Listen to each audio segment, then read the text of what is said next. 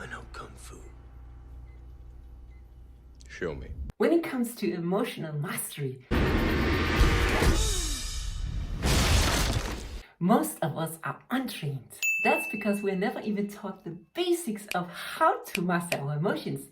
And this begins in our minds, because our thoughts create our emotions on a moment-to-moment basics. We would all have much better lives and be able to live up to our fullest potential if we just knew how to master our emotions better and had enough focus and clarity to create things that we're proud of, instead of acting out and breaking what we've already built. We don't. In fact, most of us are caught completely off guard by our emotions. We don't see them coming a mile away. They overwhelm us and they derail us for days and weeks. It almost seems like we're cursed when once again we are blindsided by anger or aggression, and we do the dumbest things that we can't take back. Of course, sometimes we are blessed instead and we feel elevated by joy and excitement, and we have incredible workflows and we get so much done. But do we really want to leave that to chance, or should we engage in Kung Fu mastery?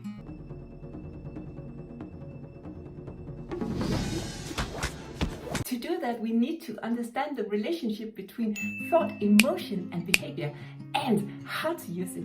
So here's the kicker. But according to science, our emotions are the end product of our thoughts. They come only after we have a thought. A split second and almost simultaneously, but after. But then our emotion reinforces the thought we're having. So we have more of the same thoughts that reinforces the same emotions in what seems to be a never-ending loop. But it doesn't have to be, because we are conscious beings with the gift of focus, precision, and free will, and we can use that to influence our thought patterns. This is much simpler if we just think about our emotions like an elephant, because it's a happy, wild animal and it's almost impossible to move it by force or to calm it down when it's agitated. Our job then is to get to know it and tame it enough to become its rider. Not a brutal and violent rider. The elephant is an integral part of us that deserves love, but an aware, kind and wise rider that knows which way we are going and that leads with such clarity and conviction that the elephant naturally follows.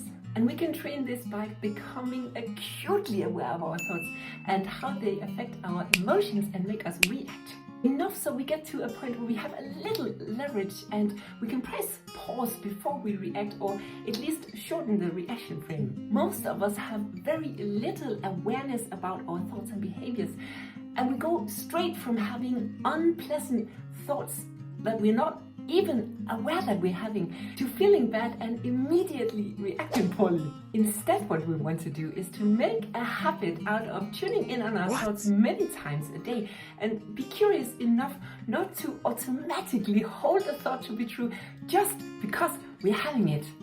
Our thoughts are not necessarily true just because we're having them. So if we notice that we start to have unpleasant thoughts, the detection work begins.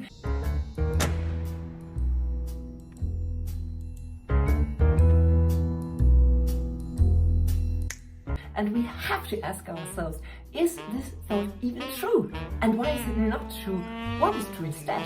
In most cases, we're just tired and overworked, and we need to be good to ourselves instead of going deeper into untrue and unpleasant thoughts that makes us feel bad and do dumb things. Our emotions are never bad. They're always valid signals, and we should never try to suppress them or be cruel to ourselves just for having them. But when they repeatedly blindside us and take over, so we act in ways that we desperately regret the next day, we need to understand what's going on and begin fighting not harder but smarter. Neurologically and chemically, we are up against our bodies because our thought patterns are hardwired into our brains, and our bodies have grown accustomed to the chemical releases caused by our specific thoughts. But our brains are plastic, and this means that they are detectable to change, and that real change is possible if we just put enough work into it.